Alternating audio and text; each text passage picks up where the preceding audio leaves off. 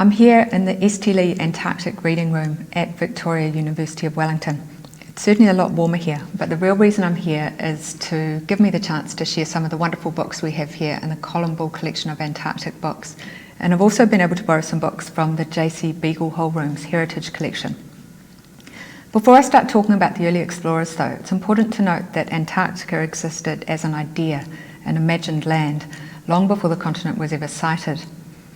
Early European mapmakers had speculated that there was a large continent extending from polar regions into temperate latitudes of the southern hemisphere.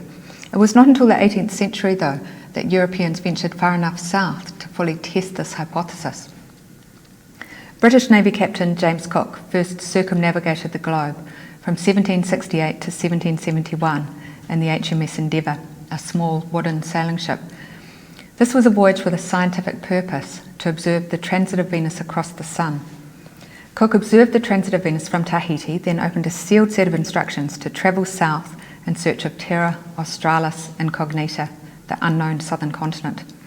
One theory from Scottish geographer Alexander Dalrymple was that this continent was 8,000 kilometres across and home to 50 million people.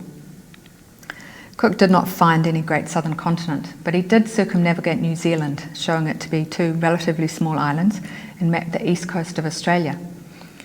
Then in 1772, a year after the return of his Endeavour expedition, Cook left London in command of HMS Resolution and its 112 men, with the HMS Adventure and its 81 men alongside.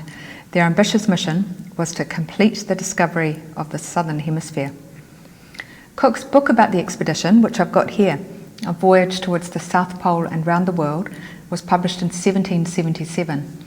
Near the start of the book, Cook writes, "Whether the unexplored part of the southern hemisphere be only an immense mass of water or contain another continent, as speculative geography seemed to suggest, was a question which had long engaged the attention not only of learned men but of most of the maritime powers of Europe."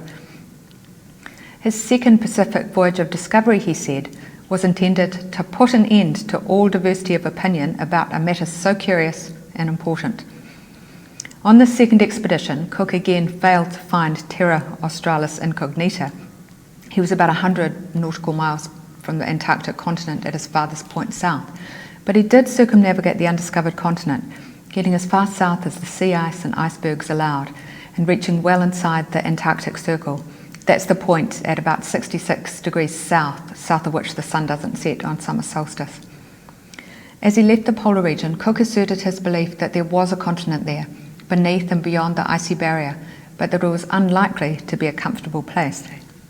So in this reading from January 1774, it seems very clear to me that Cook's quite happy to leave.